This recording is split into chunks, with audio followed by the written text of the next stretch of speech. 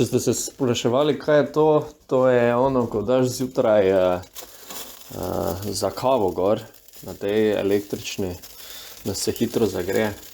Kaj ima za to veze z mojim podcastom? Ja, nič. Samo kavo se zraven delam. V glavnem, veste, kaj je v roku 3 tednov, ne? Tale tržnica, NBA tržnica, nekaj, da bojo pri Dallasu lahko konkurenčni.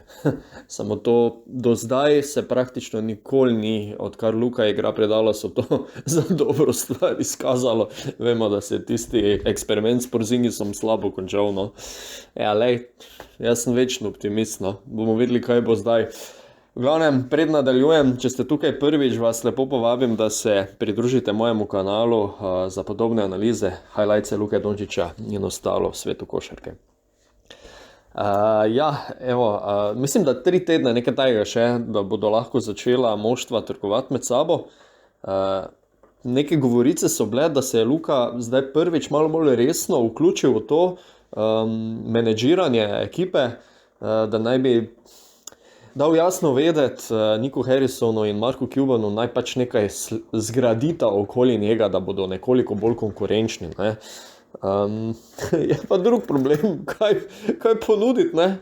Zdaj z Christianom Woodom, jaz mislim, da se še oni niso dogovorili fiksno o nadaljevanju njegove kariere v Dallasu, tako da tukaj je neki člen, ki bi lahko mogoče, neki faktor, ne, ki bi lahko mogoče koga pripeljal. Samo če Christiana Wooda zgubiš, zdaj ko se je nekako ravno z Lukom ujel, ja, kaj imamo spet na novo? Ja, pol imamo tudi Dinvidija, no, ki tudi da vsako neko drugo, tretjo tekmo nekaj, ne, ampak se vemo, Američani reče temu leverage, moraš dati, da dobiš nekaj nazaj. Imaš pa po drugi strani tu enega Bertansa, ki ga nekaj ne uporabljajo, pa ima kar bogato pogodbo. Regija Bulloka bi se včeraj znebil, ali pa predvčerajšnjem, če bi šlo, ne danes, kaj šele čez 3 tedne, takoj. Ne? Ampak ja, na drugi strani pa spet dobivamo neke zgodbice, kdo bi lahko bil potencialni novi kandidat, da pride v Dallas, pa zdaj spet nekega presežka tukaj ne slišimo, če se vračam nazaj, zato ker težko kaj ponudimo.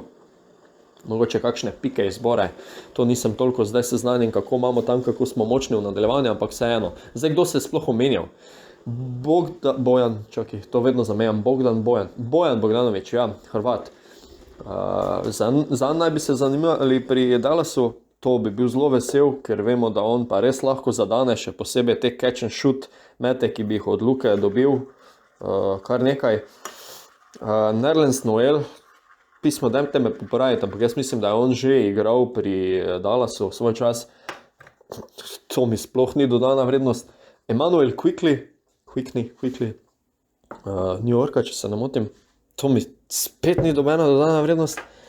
Je pa res, da so pač to govorice od zadaj, nekih bolje obveščenih analitikov okoli NBA lige, ki včasih ali niso čisto točni, ali pač morajo nekaj poročati.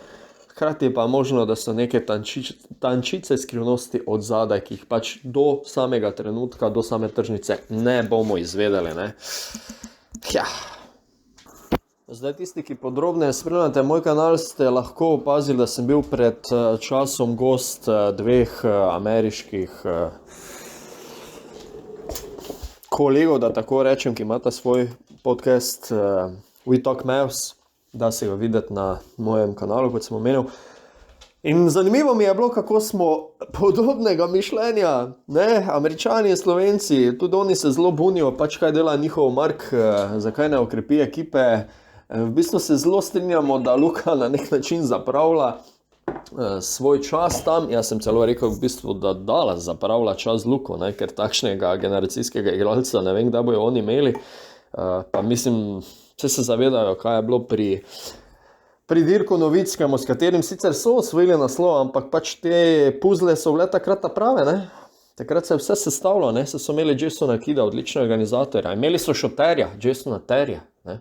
Imeli so skakalca, Tysona Chandlera, ne, pač JJ Barea kot drugi ball handler, ne. Mislim, zdaj sem naštel po moje 3 stvari, ki v tem trenutku Dallas absolutno nima, pa še najboljši približek je pri skokih pri Woodu. ne? Ampak v obrambi je pa pol nekaj drugega, ne? Pa niti slučajno ne trdim, da se Luka zadnje ni kaj trudi v obrambi, ker se bolj ne. Ampak dobro, to so že druge zadeve. Pač hočem govoriti, da je takrat rep in glavo imela njihova ekipa, ne? To zdaj, ne vem, ne.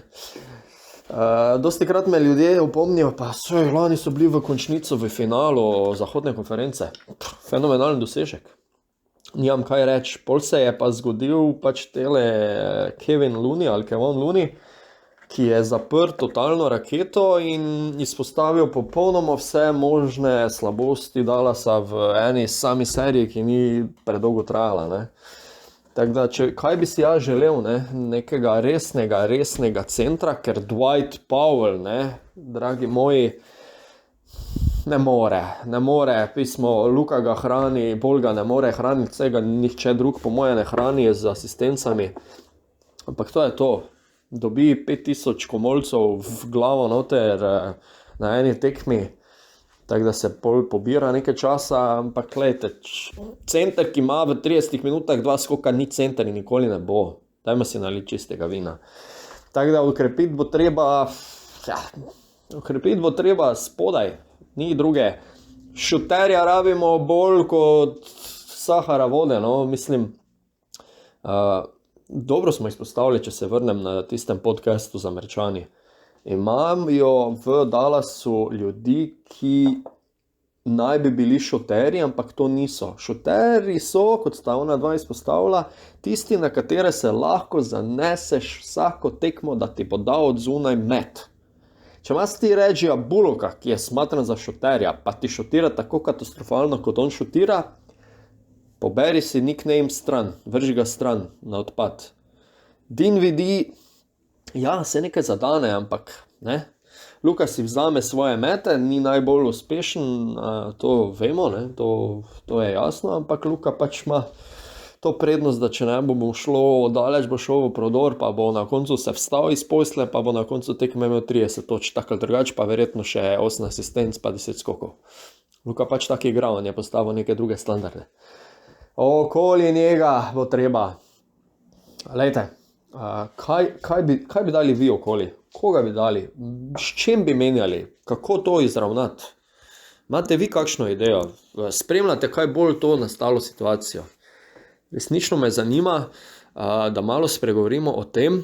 Verjamem, da se vsi strinjamo tukaj, da na tak način, kot v tem trenutku Dallas igra, oziroma z takšno postavo, ne bo konkurenčen. Jaz si celo upam trditi, da bo manj konkurenčen, kot je bil prejšnja leta, oziroma natančneje lansko. Ker ne vidim možnosti, da zdrav Kawhi Leonard pa Paul George pustita Dallas čez, ali pa Denver, sploh ne, ali pa Golden State. Zdaj sem naštel 3, pa nisem naštel Memphisa, pa nisem, dobro, Phoenix je letos izredno razštelan. Vprašanje, če se lahko poberejo do končnice, ampak še Memphisa recimo nisem tukaj niti omenil, no. To so že 3 klubi potem, ali 4, ali koliko pač pred Dallasom. Ampak ja, končnica je tu, ne vemo, kaj bo, v glavnem ja. Tako ali drugače. Danes, ko to snemam, imamo proti Washingtonu, mislim, da Porzingis ne bo igral, ne? On ima neko poškodbo, ne? Koliko vem. Ampak ja, fajn bi bilo zmagati, ker zadnji poraz proti Clippersom, ne, če še na hitro to pokomentiram. To, koliko je bilo blizu, vsaj izgledalo je blizu vmes, je bilo na koncu kar precej daleč, ne. Ampak se pravi, ne vem, tako izgleda na koncu, kot da je Kawhi moral odigrati pač toliko, da je rabil, imel je še Paula Georgea pa ostali, ki so kako troka dali in je bilo to. No, ne, hudo preveč odvisni smo, mislim, je Dallas od Luke, to je treba spremeniti, pa da je, mislim, včasih je res tako težko že to, kot da se ponavljam eno in isto, kot da govorim non-stop in se pravim, zadnjič sem bil direktno dokaz, da tudi Američani tako vidijo. To sem bil kar presenečen, pa vesel hkrati. Da ne dolgovezim preveč, Gregor sem bil z vami iz Greg Sporta, znova vabilo, če ste tukaj prvič vabljeni, da se naročite na moj kanal. Do naslednjič, lepo vas pozdravljam. Lep pozdrav.